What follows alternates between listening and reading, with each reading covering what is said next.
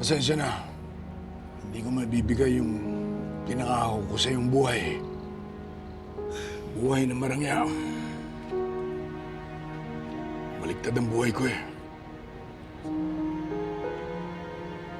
Akala ko nasa akin na ang lahat. Kapangyarihan, kayamanan. Pero biglang nawala ito. Sadya ka na.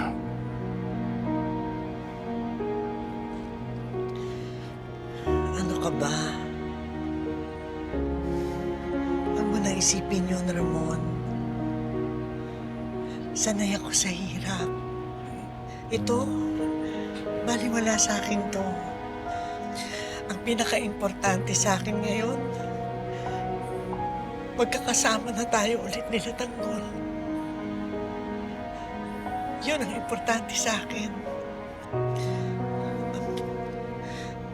Paano ngayon yan? Ngayon na nawala na nga sa iyong lahat. Babalik ka pa ba sa dati mong buhay? Magbebenta ka ba ulit ng droga? No. I'm done with that. Kung kailangan kong umangat sa buhay, sisiguraduhin kong aangat ako sa tamang paraan. Paano? Bakit? Anong nangyari? Sa maniwala ka o hindi. Na nag-aagaw buhay ako. Nakausap ko ang Diyos.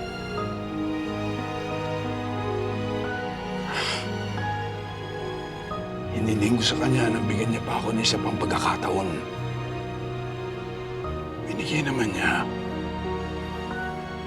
Hindi ko ito isasayangin, itong pangalawang buhay na ito na binigay niya sa akin para sirain lang ang buhay ng ibang tao.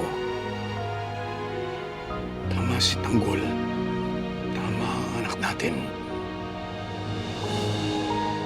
Ang negosyo ng droga na sumira sa pamilya natin.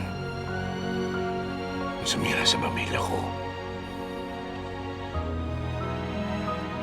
Kaya naisip ko, na-realize ko, may mas mahalaga pa palang bagay kaysa sa kayamanan o kapangyarihan. Walang iba kundi ang pamilya.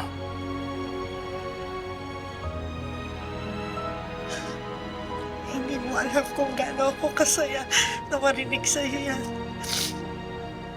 Alam mo ba? Ang tagal-tagal kong dinasal sa Diyos na tumigil ka na sa pagbebenta ng droga. Huwag ka mag-alala. Pangako, hindi dito lang ako sa tabi mo. Ako ang magiging katuwang mo sa pagbabagong buhay mo. Andito lang ako, Ramon. Maraming salamat, Marites. Maraming salamat.